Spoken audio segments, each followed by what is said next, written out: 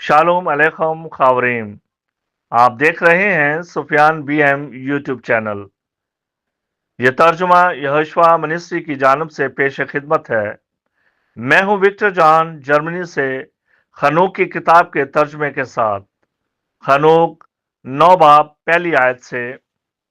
तब Mikael, उर्वीएल, Rafale और जब्राइल ने आसमान से जमीन की तरफ देखा और देखा कि जमीन पर बहुत ज्यादा खून बहाया जा रहा है और हर तरफ बेकायदगी हो रही है। आयत 2।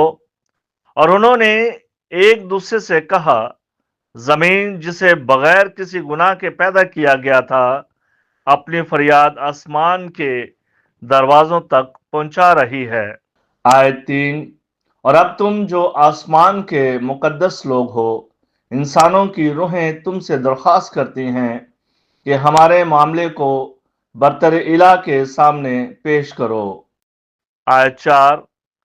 और उन्होंने जमानों के एलोहीम यहोवा से कहा, मालकों के मालिक, ताकतवर खुदाओं के एलोहीम, बादशाहों के बादशाह और जमानों के एलोहीम, तेरी अजमत का तख्त तमाम नस्लों के लिए है और तेरा नाम मुकद्दस, शानदार और मुबारक है और हमेशा के लिए है। आयत 5। तूने सब कुछ बनाया है और तू सब पर कुदरत रखता है और सब कुछ तेरी नजर में अय्या है और कोई तुझसे खुद को छुपा नहीं सकता।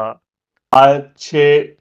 तू देखता है कि अजाजेल ने क्या किया है, जिसने जमीन पर तमाम बेइंसाफी सिखाई है और आसमान के अब्दी राजों को जाहिर किया है, जिन्हें इंसान सीखने की कोशिश कर रहे थे।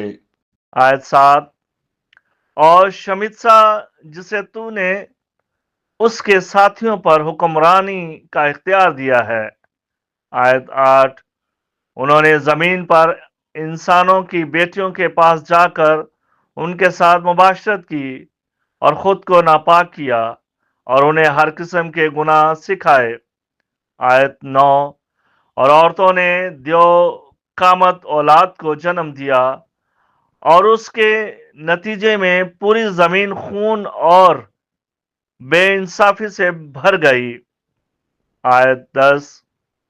और अब देखो, जो मर गए हैं उनकी रूहें फरियाद कर रही हैं और अपनी दरख्वास्तें आसमान के दरवाजों तक पहुंचा रही हैं और उनके नोहे बुलंद हो रहे हैं और रुक नहीं सकते, क्योंकि जमीन पर किए जाने वाले बेकायदा कामों की वजह से। आयत 11। और तू हर चीज को पहले से जानता है और तू इन सब को देखता है और इजाजत देता है और हमें नहीं बताता कि उनके बारे में क्या करना है। आमीन। बारुक हाशिम।